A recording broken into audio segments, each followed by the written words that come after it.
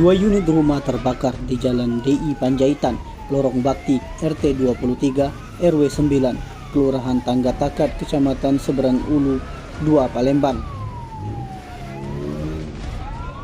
Terbakarnya dua rumah tersebut dilakukan oleh Ali, 35 tahun, seorang pemilik salah satu rumah yang diduga mengalami gangguan jiwa. Sebanyak 10 unit mobil pemadam kebakaran diterjunkan dari Seberang Ulu 1 dan 2 serta dari Pertamina untuk memadamkan api.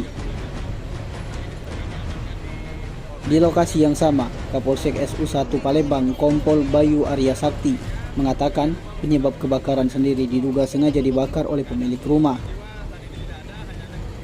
Pemilik rumah itu diketahui mengalami gangguan jiwa dan saat ini pelaku Ali sudah diamankan ke Polsek SU2 Palembang untuk dimintai keterangan.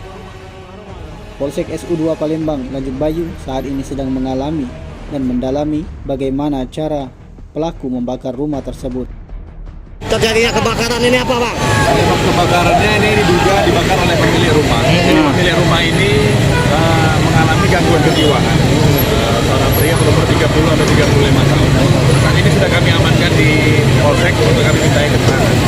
Bang, di dalam itu ada penghuninya nggak, Bang? Ada penghuninya, pemilik rumah bersama orang tuanya. Tapi ada korban jiwa, Bang? Nggak ada. Untuk korban jiwa saat ini tidak ada, hanya ada kerugian material karena rumahnya habis terbakar. Untuk jumlah, Bang?